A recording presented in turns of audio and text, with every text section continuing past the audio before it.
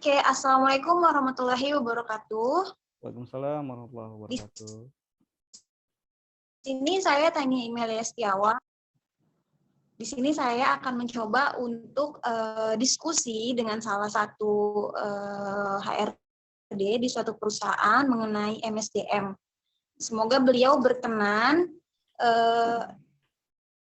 Saya juga di sini sedikit atau kurang mengetahui bagaimana MSDM itu sendiri, makanya saya minta bantu dengan kawan saya, dengan senior saya, rekan saya juga di kampus, yaitu Pak Ade Sudrajat.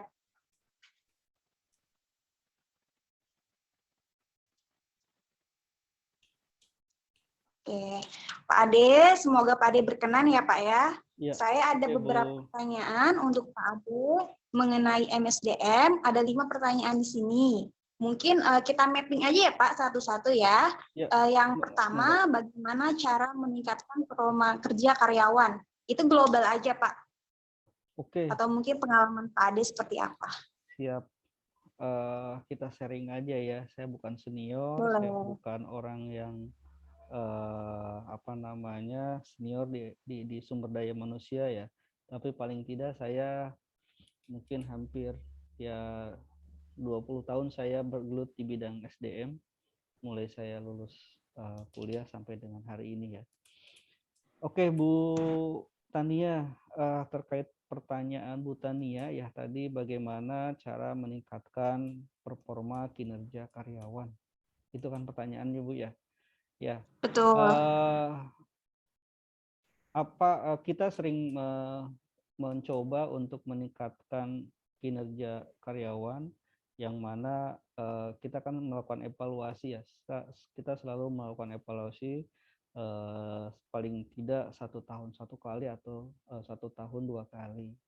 Nah, setelah kita melakukan evaluasi terhadap karyawan, barulah kita mengadakan satu rencana planning supaya karyawan tersebut performa kerjanya meningkat. Apa sih yang kita lakukan? Yang pertama, kita memberikan edukasi berupa training atau education ya.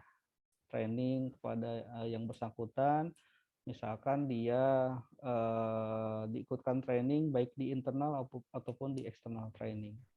Ya, kalau misalkan di internal training yang berhubungan dengan general training, contohnya tentang refresh 5S, tentang Kaizen, improvement, QCC, dan lain-lain.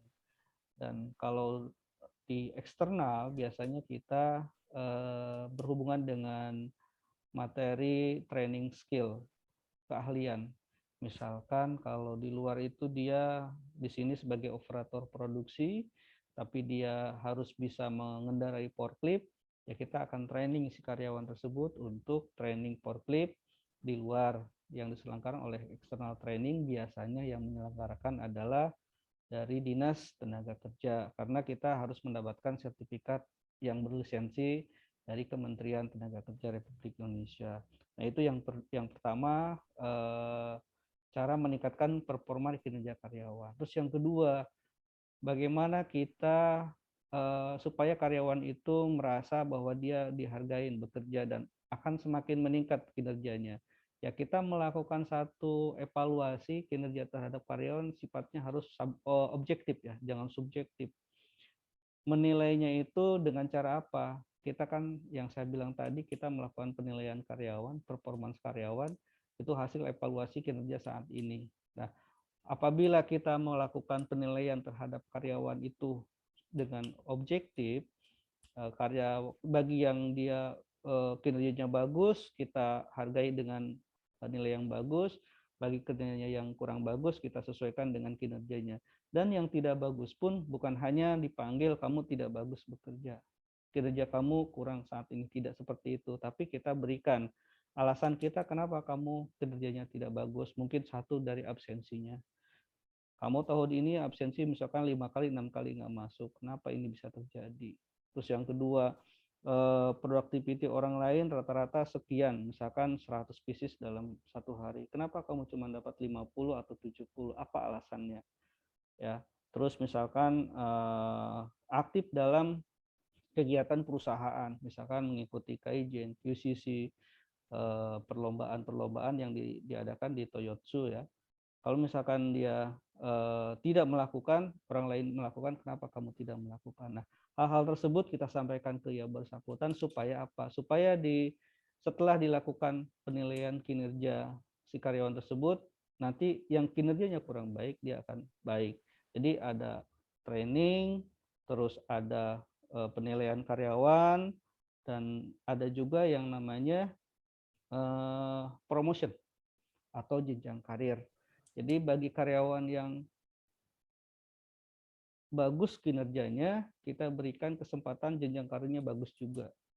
Jangan sampai karyawan itu bagus kerjanya, tapi perusahaan tidak memperhatikan. Itu akan menjadi penurunan terhadap kinerja karyawan. Bagi yang baik kerjanya, paling tidak kita promosikan. Ya, yang mempromosikan itu siapa ya? Atasannya. Karena atasannya dia mengerti pekerjaan dan kegiatan yang dilakukan oleh membernya. Jadi kalau misalkan kinerjanya bagus, setiap tahun bagus, apalagi di perusahaan kita biasanya kalau nilai A 3 kali atau 4 kali, itu sudah secara otomatis akan dinaikkan promosi ya, akan dipromosikan ke posisi yang lebih tinggi.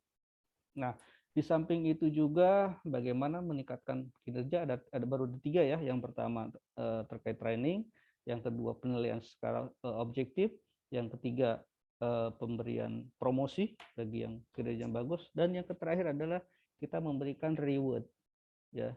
Reward itu adalah penghargaan ya. Penghargaan yang diterima si karyawan pada saat dia achievement terhadap sesuatu. Maksudnya gini, misalkan dia mengikuti satu kegiatan kajian kontes ya, di mana tidak semua karyawan bisa mengikuti kajian kontes, tapi dia meluangkan waktunya untuk membuat kajian sampai dia mendapatkan reward dari juara lah bahasanya dari grup kita Toyota Tuso ini. Nah, misalkan dia mendapatkan reward, di samping dia mendapatkan juara dari kejuaraan itu, pada saat dia di perusahaan pun kita memberikan reward. Baik itu reward berupa makan bersama dengan presiden direktur, ataupun reward berupa uang.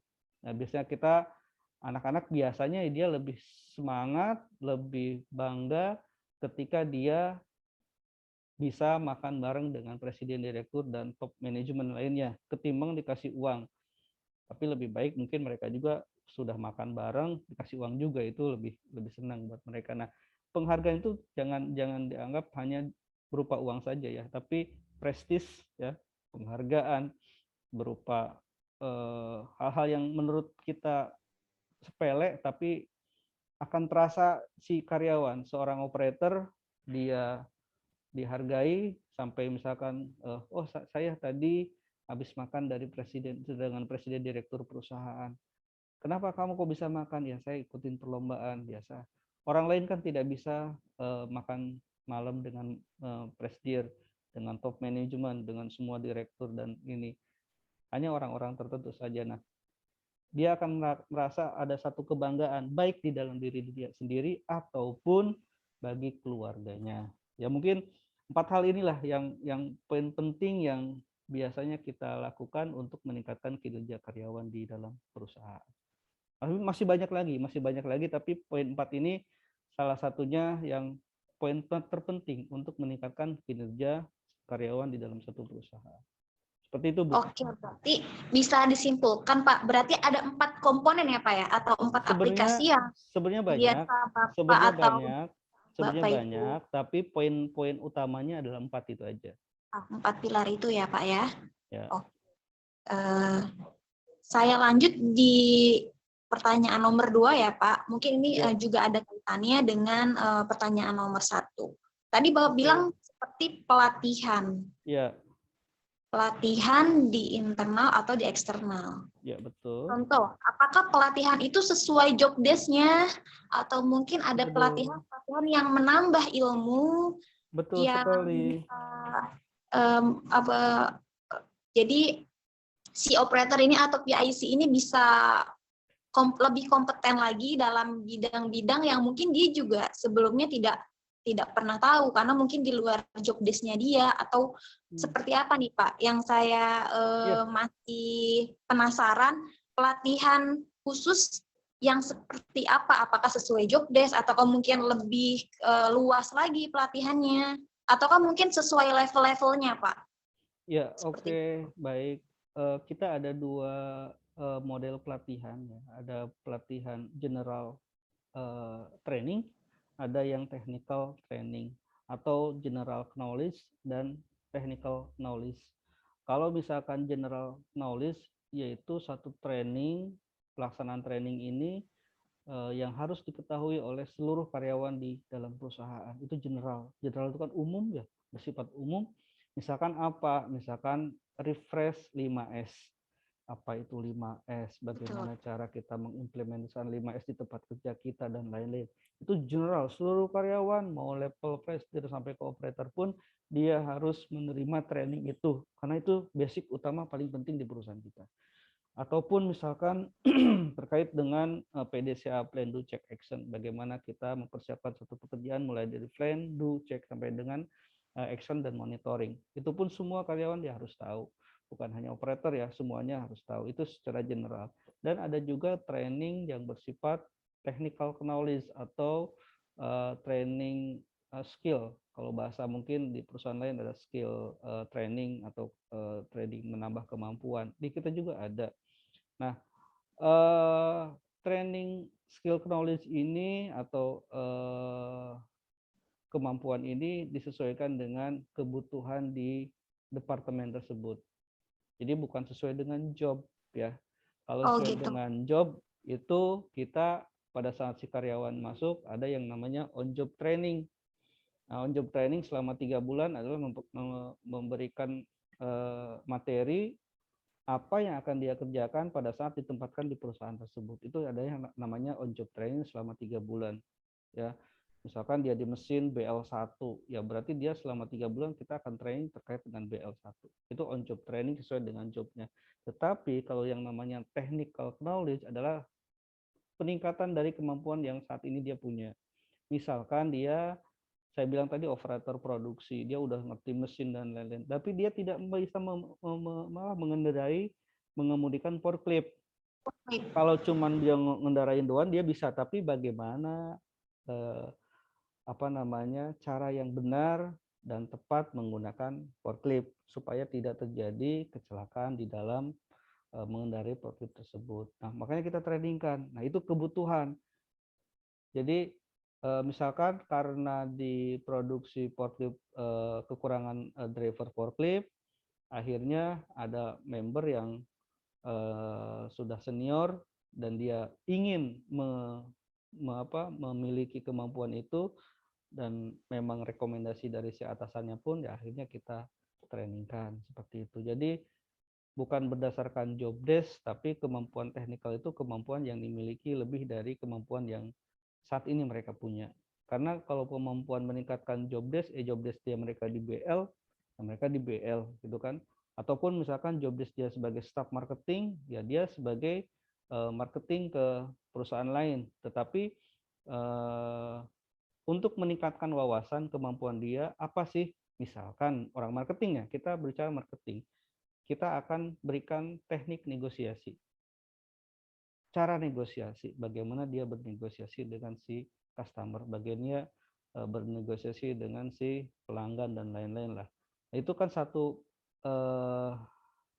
skill yang mungkin tidak dimiliki oleh teman-teman yang lainnya, karena dia sudah ditrainingkan keluar. Biasanya untuk skill itu biasanya kita keluar.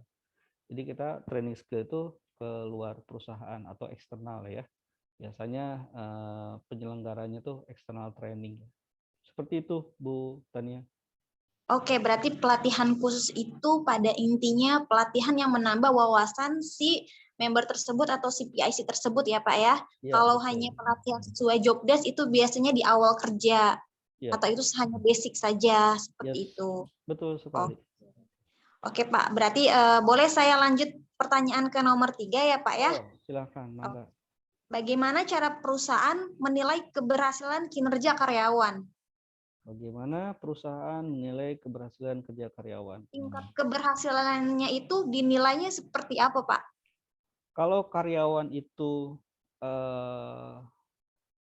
sudah di training ya, di training kita dengan mudah bisa melihat tingkat keberhasilan training si karyawan tersebut. Contoh lah, bulan Januari si karyawan itu kita training kan di satu materi skill khusus ya. Misalkan kemampuan mengoperasikan mesin SE misalkan. Sebelumnya dia mesin BL, sekarang mesin SE. Nah, terus sebelumnya productivity dia sehari 100. Dengan adanya tambah kemampuan, tambah skill, saya yakin productivity yang dia hasilkan akan lebih dari 100. Biasanya orang yang lebih training, kemampuannya, cara mengatur kerja, dan efektif dan efisien dia bekerja, dia sudah bisa mengaturnya. Dan untuk mengukur satu keberhasilan kerja pun bukan hanya dari training, tapi dari hasil productivity yang dihasilkan. Karena perlu saya sampaikan, setiap orang di dalam perusahaan itu menghasilkan produksi yang berbeda-beda. Kemampuan dan loyalitas pun itu sangat mendukung. Biasanya orang yang loyalitasnya tinggi di dalam perusahaan itu kerjanya pasti bagus. Biasanya seperti itu. Beda halnya dengan karyawan yang datang dan pulang, biasanya kerjanya kurang bagus. Dan itu yang kita perbaiki bagi yang punya image atau visi seperti itu. Seperti itu, Bu. Oke. Iya, berarti intinya perusahaan pun tidak mau sia-sia ya Pak ya mentrainingkan member atau PIC tersebut ya Pak, harus ada progres atau harus ada perubahan yang signifikan ya Pak setelah mendapatkan training atau pembekalan itu. Karena kita review setelah 3 bulan training itu. Jadi Januari training, ya, Pak, ya? ada penilaian, evaluasi namanya. Setelah 3 bulan dia di training, kita evaluasi. Before after-nya akan ketahuan seperti apa. Apakah dengan dia training ada penambahan kinerjanya, atau malah berkurang, atau sama sekali sama aja. Berarti ada sesuatu hal yang kurang, dan ada sesuatu hal yang kurang, yang salah di sini. Apakah mungkin dari karyawannya sendiri, atau dari materi yang kita berikan, atau memang kurang tepat diberikan sama dia. Oke, ada sebab-sebabnya juga ya Pak ya, kenapa bisa kita tidak hanya menjudge ke si karyawannya itu sendiri juga, enggak seperti itu. Siap. Oke. Oke Pak, dilanjut untuk pertanyaan nomor 4 ya Pak ya. Oh, yang terakhir ini ya? Satu lagi ada Pak. Oh, satu lagi. Oke. Iya, ada 5 pertanyaan, ini nomor 4. Siap. Iya, ini mungkin ada kaitannya tadi dengan jawaban Bapak di pertanyaan nomor 1. Ya, pertanyaannya adalah bagaimana cara pendekatan yang efektif terhadap performa kinerja karyawan yang kurang memuaskan. Oh, terhadap Jadi, karyawan.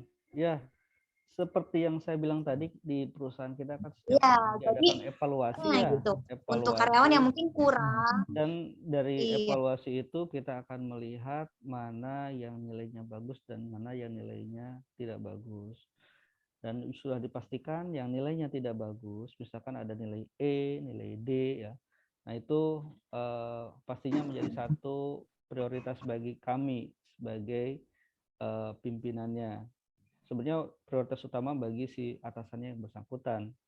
Apabila si atasannya tidak bisa mengembangkan kembali menjadi kinerjanya lebih baik, biasanya mereka akan menyerahkan kepada HRD. Biasanya di HRD hanya penerimaan yang menerima teman-teman yang sudah kinerjanya sudah benar-benar bobrok lah itu ya, sudah tidak bisa lagi dikasih tahu sama atasannya, sudah tidak bisa dikasih tahu lagi sama senior-seniornya. Nah, biasanya mereka si atasan tuh, si manajer departemen ataupun GM departemen info ke saya untuk minta ditangani. Diserahkan gitu Pak. Iya, bukan diserahkan, untuk diberikan coaching, konseling, dan supaya termotivasi kembali untuk bekerja lebih baik lagi. Dan memang kalau kita mendapatkan keluhan atau permohonan saran, edukasi, sharing, coaching kepada karyawan yang kinerja kurang, kita juga langsung follow up sih. Kita follow up, dan hal yang pertama saya selalu tanyakan kepada orang yang kinerja penurun, saya tidak menanyakan terkait pekerjaan. Terkait Tapi pekerjaan itu nomor sekian. apakah ada masalah pribadi seperti itu? Saya tanyakan terkait dia sendiri. Ya, yang saya tanyakan dia. Kenapa? Karena orang bekerja baik atau tidak baik bermula dari rumah. Betul. Kalau dari rumahnya dia ada masalah, di dalam keluarganya ada masalah, yang pastinya ke perusahaan pun akan ke bawah-bawah. Apalagi untuk levelnya operator, dia belum bisa membedakan mana pekerjaan di perusahaan, mana masalah. Belum bisa profesional ya Pak ya? Ya, dari situlah kita adakan pendekatan dan memberikan satu masukan yang lebih baik lagi gitu kan. Kadang saya biasanya langsung silaturahmi ke keluarga, melihat secara langsung kondisi seperti apa sih ya si karyawan itu. Karena kalau saya langsung datang, mereka sangat apresiasi sekali dan apa ya, hatinya udah kena deh ke saya, udah kena. Kalau misalkan saya udah deket sama dia, sebenarnya hal-hal yang tidak begitu besar yang saya lakukan. Paling saya ajak ngobrol, saya kenal dengan keluarganya, dan saya ajak makan.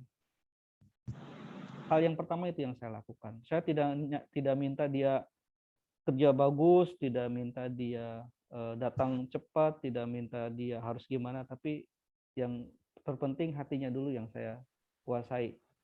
Karena itu penting. Kalau hatinya sudah dikuasai, sudah terobati, insya Allah kinerja akan semakin baik. Itu terbukti ya.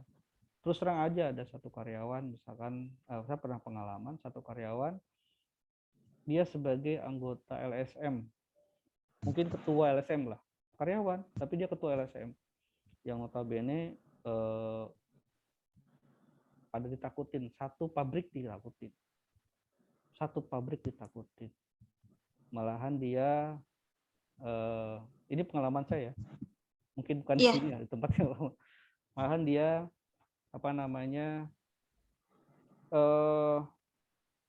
masuk pun semaunya, datang semaunya, udah pasti produktivitas turun, kinerja nggak bagus. Pokoknya nilainya kurang bagus, nilainya juga E, dia sering nggak masuk, tapi tidak ada yang berani.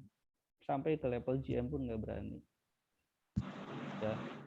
Nah itu saya tidak langsung panggil dengan nanya kenapa kamu kayak gitu, kenapa sih kamu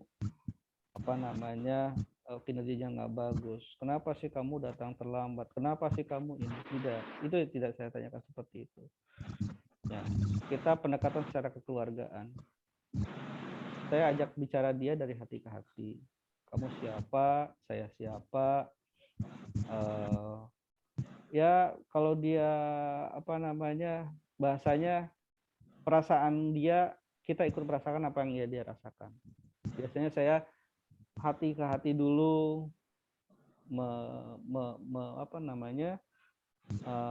mendalami apa yang dia alami saat itu. Ya, ikut merasakan. Karena kalau kita tidak ikut merasakan kondisi dia saat itu, dia harus ngikutin kondisi kita saat ini, itu nggak bakal bisa masuk. Jadi kita yang harus mengikuti kondisi dia saat itu seperti apa. Ternyata banyak hal yang dia rasakan dan banyak hal yang dia tidak puas dengan atasannya. Misalkan atasannya berat sebelah, penilaiannya subjektif, penilaiannya nggak objektif. Saya kerja tiap hari, pagi-pagi, pulang sore, pulang malam, tapi kenapa nilai saya katanya mau segala macam lah, dia curhat akhirnya ke saya, dan saya pendekatan dengan si karyawan. Justru si atasannya yang saya panggil, yang saya tanya sedemikian rupa terkait si anak itu. Dan akhirnya ya seiring dengan berjalannya waktu, komunikasi dua arah saya lakukan antara si atasannya dengan si karyawan itu, dan akhirnya gak berapa lama, 2 bulan 3 bulan performanya naik kembali. Seperti itu. Jadi kita melakukan pendekatan secara kekeluargaan dan dari hati ke hati. Seperti itu Ibu. Oke, berarti di sini poin intinya lebih ke heart to heart ya Pak ya, lebih Yes. pendekatan ke si individu itu sendiri. Bahkan kita harus bisa memahami terlebih dahulu bagaimana kondisinya, lalu baru kita pendekatan untuk bagaimana nanti ke depannya dia bekerja seperti itu. Ya. Oke. Lalu yang terakhir nih Pak, pertanyaan penutup. Oke. Tadi sih sudah dijelaskan sih sama Bapak. Nah, ini pertanyaannya adalah apakah ada reward atau apresiasi untuk performa kinerja karyawan yang memuaskan? Dan Iya itu dong. contohnya apa? Boleh dong kasih tahu Iya, nih. ada Kira-kira reward ya. Saya bilang tadi apresiasi yang bagi pas atau bagi reward yang pas gitu. bagi karyawan yang kinerjanya bagus sudah pasti akan mendapatkan sesuatu yang apa namanya sesuai apa yang dia lakukan. Reward apa yang diberikan? Satu berupa bonusnya pasti akan besar. Yang kedua, promosinya pun akan cepat, karirnya akan lebih cepat.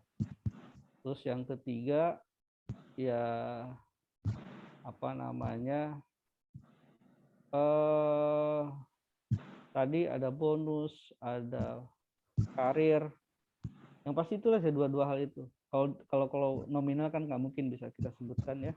Tapi dua hal itu udah pasti dia apa namanya dia dapatkan, dan ada kesempatan-kesempatan yang luas untuk dia bisa berkompetisi di luar. Misalkan kalau ada kontes Kaizen, kontes QCC, kontes apa, mungkin kita bisa ikutkan orang tersebut karena kinerjanya bagus.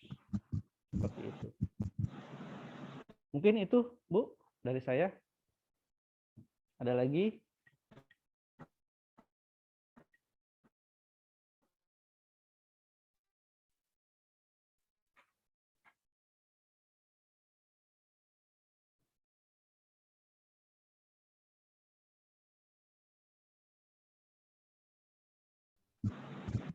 Rewardnya seperti itu sih Bapak ya, karena saya juga karyawan nih kebetulan apresiasinya kalau seperti itu.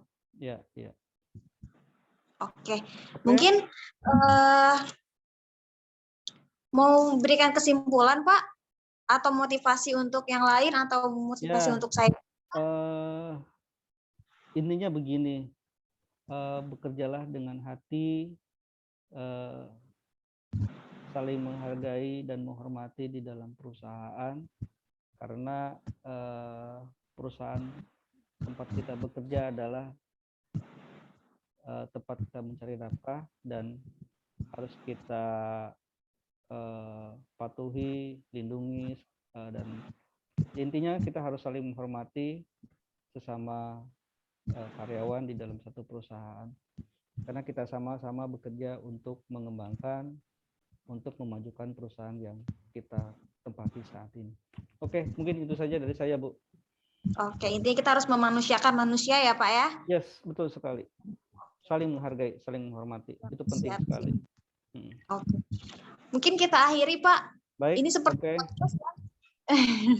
Siap. Oke. Iya, sangat menyenangkan sekali, banyak sekali ilmu yang saya dapat. Mungkin juga nanti bila ada yang nonton ini menjadi sebuah wawasan atau mungkin jadi sebuah motivasi malah jatuhnya ya Pak ya. Oke. Mudah-mudahan jadi satu ilmu ya, atau apa namanya buat yang menonton video ini, dan menjadi satu apa namanya pengalaman lah ya, pengalaman yang baru ya, bagaimana cara memanusiakan manusia ya, karena manusia itu punya hati, punya perasaan ya, punya emosi, punya nafsu ya, bagaimana kita cara pendekatan terhadap orang-orang tersebut ya. Oke Bu, thank you, bisa menjadi terima kasih. Gambaran dan bisa lain bisa